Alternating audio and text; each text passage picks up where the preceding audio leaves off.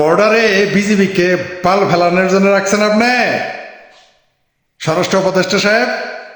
আপনি বাল ফেলাইতে এদের বেতন দেয় আমরা জনগণ। আপনি স্বরাষ্ট্রমন্ত্রী বাল ফেলাইতে হয়েছেন, এটা ঠেকাইতে পারবেন না। বাল ফেলাইতে বাংলাদেশের প্রশাসন আছে, তুলে দেন, বিজিবি তুলে দেন। বিজিবির দরকার নাই পালার। আমাদের স্বরাষ্ট্র উপদেষ্টা বলেছেন যে বাংলাদেশে পাচার করার জন্যই ভারতে ফেন্সিল বানানো হয়। স্বাভাবিক, এই কথার সাথে আমি একমত স্বরাষ্ট্রমন্ত্রীর সাথে। কিন্তু আমার কথা হইল, ভারতের লোক তো ফেন্সিল খায় না, আপনারা খান কেন? ভারতে আমি বহুবার গিয়েছি, বাংলাদেশের মানুষ ফেন্সিডিল খায়, এটা শুনলে তারা হাসে। মানে ফেন্সিডিল যে একটা নেশা হিসেবে খায়, এটা শোনার পর ভারতের যে কোনো অঞ্চলে হাসাহাসি করে, এটা সত্য। কিন্তু জাহাঙ্গীর সাহেব, মাননীয় স্বরাষ্ট্র উপদেষ্টা সাহেব, আপনার কাছে আমার একখান প্রশ্ন।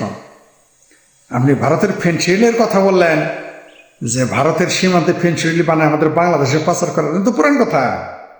নতুন কথা হইল, প্রতি বছর 1 লাখ কোটি টাকার ইয়াবা বিক্রি করে বার্মা। ইয়াবাগুলো কোন দেশের জন্য বানায়? ভারতে খাওয়ানোর জন্য। আপনি বার্মার নাম কেন নিলেন না? আমি এই জন্য বাংলাদেশে বলি, আমি আওয়ামী লীগ ক্ষমতায় থাকতে বলেছিলাম যে বাংলাদেশে যদি কোনোদিন দুর্ভিক্ষ লাগে, যে কোনো সরকার ক্ষমতায় থাকুক, ইনক্লুডিং আওয়ামী লীগ, বলেছিলাম যে বাংলাদেশে যদি কোনো দুর্ভিক্ষ লাগে, রাজনৈতিকভাবে সরকার ব্যর্থ হয়, যদি শুধু বলে এটা ভারতের দোষ, আর কিছুই লাগবে না। প্রমাণ পাইছেন তো? ফেন্সিডিল খায়, তাও ভারতের দোষ। তে বর্ডারে বিজিবিকে পাল ফেলানোর জন্য রাখছেন আপনি, স্বরাষ্ট্র উপদেষ্টা সাহেব। আপনি বাল ফেলাইতে এদের বেতন দেয় আমরা জনগণ। আপনি স্বরাষ্ট্রমন্ত্রী বাল ফেলাইতে হয়েছেন, এটা ঠেকাইতে পারবেন না। বাল ফেলাইতে বাংলাদেশের প্রশাসন আছে, তুলে দেন, বিজিবি তুলে দেন। বিজিবির দরকার নাই পালার। কি অদ্ভুত কথাবার্তা যে ভারত ফেন্সিল বানায় আমাদের বাংলাদেশে দেওয়ার জন্য। বার্মা যে ইয়াবা বানায় আমাদের দেওয়ার জন্য, সেটা কেন বলেন না?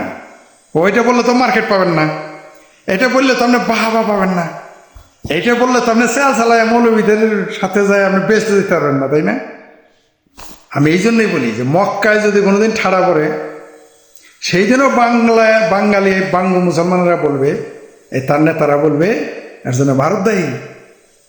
আপনি দেখেন নাই ইসরায়েলের সাথে ইরানের লাগছে? ইরান হইল ভারতের 4000 বছরের পরীক্ষিত বন্ধু, ইতিহাস বলে। বাঙ্গুরা দাবি করতেছে ভারত দায়ী, ভারতে। পাকিস্তানের মুনির যে, তাদের আব্বা পাকিস্তানের সেনাপতি যে ট্রাম্পের সাথে দাওয়াত খায়, এটা কোনো দোষ না। ভারতের সাথে কেন ইসরায়েলের বন্ধুত্ব, এটা দোষ? আরে ভাই, ভারত কূটনীতির দেশ, ভারত চাণক্যদের পুত্র, তাদের সবার সাথে সম্পর্ক ভালো। আপনার সাথে ভালো না? আপনার বর্ডার সিল মারছে, আপনার আকাশ বন্ধ করছে। আপনি যদি ভারতের মতো শক্তিশালী হইতেন আর বাংলাদেশ এমন আচরণ করলে, আপনি কি করতেন বলেন তো একটু দেখি, শোনার চান? ধরেন বাংলাদেশটা হইল ভারত, সেইটা বাংলাদেশের সাথে 30 গুণ বা 25 গুণ বড়, অর্থনীতি হইল 1000 গুণ বেশি, রাজনৈতিক প্রভাব আরো 1000 গুণ বেশি, সামরিক প্রভাব শত গুণ বেশি। আপনি বাংলাদেশ আর ভারত বাংলাদেশের মতো। এতক্ষণ বাংলাদেশ থাকতো, মানে এতক্ষণ ভারত থাকতো না, আপনি গিলে খেয়ে ফেলতেন। ভারত হচ্ছে চাণক্যর ভূমি, ভারত হচ্ছে কূটনৈতিক চিন্তা চেতনার ভূমি, দর্শনের ভূমি। ভারত পৃথিবীর একমাত্র জীবিত সিভিলাইজেশন, যা আমরা জীবিত রাখি নাই। বাংলাদেশ ও পাকিস্তানও ছিল ভারতের সিভিলাইজেশনের অংশ, এবং ইতিহাসে, সভ্যতার ইতিহাসে অংশ। কিন্তু আমরা তা মানি না। আমরা ওই যে পাকিস্তানে কিছু বেকুব আছে, হাওয়ার্ডে পড়ে সে লেগে পাকিস্তানের প্রথম নাগরিক হচ্ছে মোহাম্মদ বিন কাসিম। হাওয়ার্ডের পড়ালেখা করা লোক এই কথা বলে। এত বড় মূর্খ হয় পাকিস্তানের শিক্ষিত লোকটা, সবচেয়ে উচ্চ শিক্ষিত লোক এত বড় মূর্খ হয়। মৌলবীদের কথা বাদ দেন, আমাদের বাংলাদেশের কথা বাদ দেন। তারা বলে মোহাম্মদ বিন কাসিম হলো পাকিস্তানের প্রথম নাগরিক। তো এই মূর্খদের আপনি কি বোঝাবেন?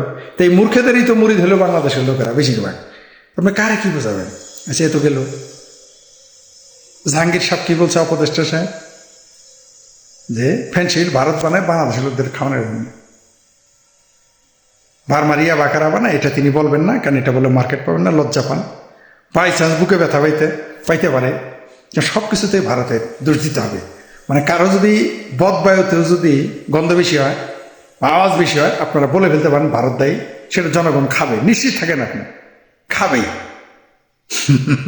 বিশ্বাস হয় না বলে দেখেন খাই কিনা। আর সেতে গেল। আবার প্রথম আলোতে একটা নিউজ দেখলাম, তারা বেঁচে থাকলে আজ পরীক্ষা দিত। কারা? যারা জুলাই আগস্টের সন্ত্রাসী আন্দোলনে মারা গেছে, জুলাই আগস্টের তথাকথিত অভ্যুত্থানে মারা গেছে, তাদের কথা লিখেছে, যারা বেঁচে থাকলে আজ পরীক্ষা দিত। ওকে, সমবেদনা জানাই। মৃত্যুই। কোনো মানুষের মৃত্যুর সাথে ক্ষতিপূরণের কিছু হয় না। কিন্তু আমার দুইখান কথা হইল, এখন যারা জীবিত আছে তাদের যে পরীক্ষা দিতেছে না, ছাত্রলীগদের বা মুক্তিযুদ্ধের পক্ষের যারা ছাত্র, তাদের তো পরীক্ষা দিতে দিচ্ছে না। প্রথম আলো সেই নিউজটা কেন করে না যে জীবিত ছাত্রদের পরীক্ষা দিতে দেওয়া হচ্ছে না? মৃতদের নিয়ে এত কান্নাকাটি, জীবিতদের নিয়ে কথা নাই। কারণ এই মুহূর্তে মৃতদের নিয়ে কথা বললে ব্যবসা। পত্রিকা জানে কি করতে হবে। তার মধ্যে প্রথম আলোর উপরে গরু জবাই করতে গেছিল, প্রথম আলোর ভারতের দালাল বলে, সেই ডরে আরো এই ধরে নিউজ ছাড়ে। প্রথম আলো বেজায় চিন্তিত মৃতদের নিয়ে, জীবিতরা পরীক্ষা দিতে পারতেছে না, এই ব্যাপারে কথা নেই। একটু রাজনৈতিক পেঁচাল আপনাদের শোনাইতেছে আর কি। আর কি প্রসঙ্গে বলবো? প্রসঙ্গের তার অভাব নাই, আপনারাও জানেন, আমিও জানি, সবাই জানে। কি বলবো ভাই, বলতে বলতে গলা শুকিয়ে যায়, বুঝছেন? বলতে গলা শুকিয়ে যায়।